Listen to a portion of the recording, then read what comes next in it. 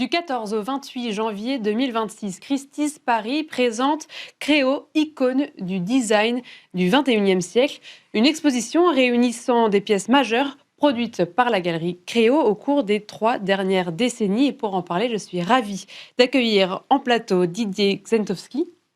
Parfait. Bonjour, merci beaucoup d'être avec nous. Mais je vous en prie, bravo. Et donc, vous êtes cofondateur de la galerie Créo, créée en 1999.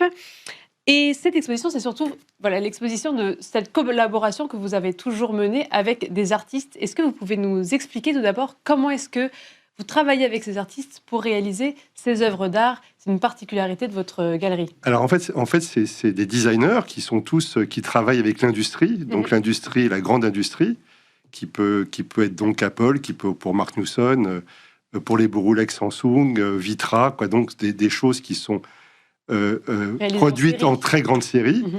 Et le design, c'est bien de travailler avec des très grandes séries, ça veut dire des contraintes, et des contraintes gigantesques.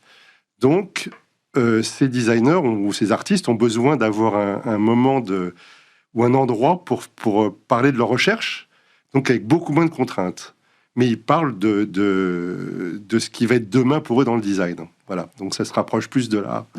Donc c'est vous qui avez proposé, au début de votre galerie, vous avez dit c'est dommage qu'il n'y ait pas cet espace libre de création, et donc vous leur avez proposé de réaliser des œuvres pour vous, pour la galerie. Alors j'aurais été ravi, cette galerie, je l'ai cofondée avec ma femme Clémence. En fait, quand on a ouvert donc, dans le 13e, donc à côté de très grosses galeries, des galeries de la rue Louise Weiss, où il y avait Perrotin, Almine Reich, enfin toutes ces galeries, on a commencé par hasard en montrant des choses, des pièces de ma collection, parce que je collectionnais les lampes et les pièces des années 50-60. Et on très proche de ces galeries d'art contemporain, on s'est dit on va commencer à montrer du design contemporain. Et on collectionnait aussi du design, donc on a commencé à montrer... un des premiers qu'on ait montré, c'est Mark Newson, qui est donc aujourd'hui cette star du design, je dirais. Est-ce que, justement, qu'est-ce que, dans le titre de cette exposition chez Christie's, il y a le terme icône du design. Qu'est-ce qui fait pour vous, est-ce que vous pensez que ces œuvres-là, du coup, pouvaient devenir des œuvres iconiques? Au début, non. Vous prenez Mark Newson, par exemple, sa première expo, pendant 2 ans, je n'ai pas vendu une pièce de Mark Newson.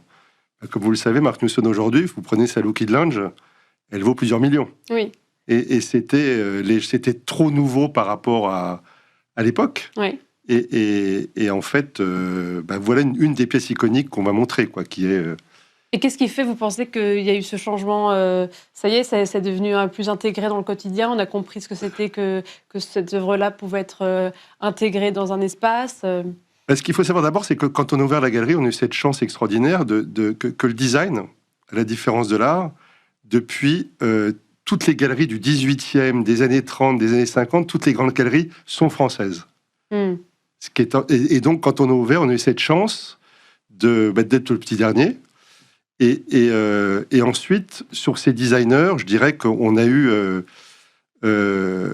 c'est des rencontres, on les collectionnait, et en discutant avec eux, ils avaient ce besoin d'avoir un laboratoire, donc pour montrer des pièces avec beaucoup moins de contraintes. Et donc là, les œuvres qui ont été vendues au sein de la galerie Créo, c'est des œuvres en très petite série. C'est des œuvres en très petite série parce que très complexes à produire, parce que par des matériaux qui sont très innovants souvent, et donc on a affaire à des gens qui qui ne peuvent produire qu'en petite série. Et qu'est-ce qu'on va retrouver alors chez Christie's? Comment est-ce que vous avez pensé la scénographie, enfin la manière dont présenter les objets? Comment est-ce que ça s'est organisé, tout ça? On va prendre je pense nos 15 grands designers, qui sont... et on va montrer des pièces qui sont très importantes. Dedans, vous allez avoir des pièces importantes de Renaud Erwan Bouroulec. Dans ce que vous connaissez de Renaud Erwan Bouroulec, évidemment, ce lustre, qui est aussi une pièce exceptionnelle qui est à Versailles. Vous allez avoir une très grande pièce, vous avez un banc formidable de Guillaume Bardet. Guillaume Bardet, il a fait tout le mobilier liturgique de Notre-Dame. Donc, en fait, voilà, vous allez avoir Ella Jungerius avec cette table grenouille, avec une énorme grenouille dessus, qui est une pièce assez exceptionnelle aussi. Est-ce que là, vous avez essayé de montrer ce que c'était que l'évolution du design de ces 30 dernières années? Par quoi est-ce qu'on est passé en termes de style, en termes de tendance? Ça, vous allez le voir effectivement au niveau des pièces, puisque en reprenant cette table grenouille, qu'est-ce qu'a voulu dire Ella Jungerius? C'est qu'en fait, quand elle travaille avec un industriel et quand elle fait une table, elle a un cahier des charges. Et dans ce cahier des charges, on ne lui demande pas quand quelqu'un travaille 8 heures par jour ou 9 heures par jour sur une table, il a aussi besoin de rêver quelque part. Donc elle est extrémisée en mettant cette grosse grenouille sur la table. Voilà. Et quel regard vous avez, vous, de la création contemporaine? Est-ce qu'on pourrait donner un terme sur le style qui est proposé aujourd'hui par les designers? Alors, en fait, je collectionne aussi l'art contemporain depuis toujours. Et en fait, aussi bien dans l'art que dans le design, je commence à regarder, ça ne veut pas dire que c'est bien, mais je commence à regarder quand je ne comprends pas. Quand je suis choqué de quelque chose de nouveau, de différent. Donc effectivement, on a quand Virgil Abloh est arrivé il m'a proposé une exposition, par exemple, il m'a amené des choses qui étaient différentes de tout le monde. Oui, c'est-à-dire ne pas comprendre, ça veut dire qu'on est un petit peu impressionné, choqué, c'est-à-dire que on n'a jamais vu. Quand votre métier, c'est de voir beaucoup de choses, de voir quelque chose qu'on n'a jamais vu, c'est quand même quelque chose d'incroyable. Oui, voilà. Déjà, on se dit que la personne a touché du doigt quelque chose.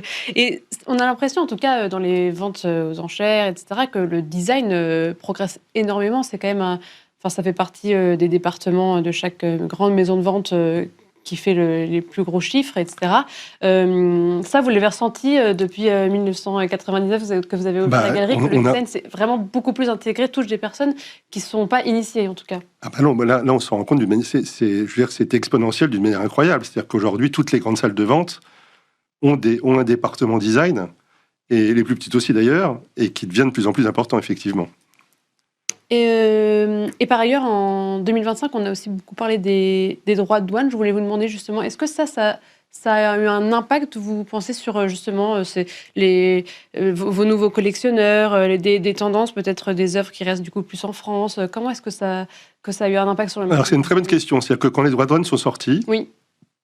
il y avait une foire qui est la plus grosse foire en art et en design, qui d'ailleurs sont ensemble, qui était FAF New York. Oui. Et là, il y a eu un choc pour tout le monde. Donc, c'est juste avant FAF New York. Exactement. Et il y a eu un choc pour tout le monde. Et bien que ces collectionneurs, globalement, parce que nous, nos collectionneurs, c'est des gens pour qui le design, c'est quand même pas très cher par rapport à l'art contemporain. Mm-hmm. Donc, c'est pas forcément un problème. Et ce choc a quand même marqué l'histoire. Donc, c'était beaucoup plus compliqué pour nous. Mm-hmm.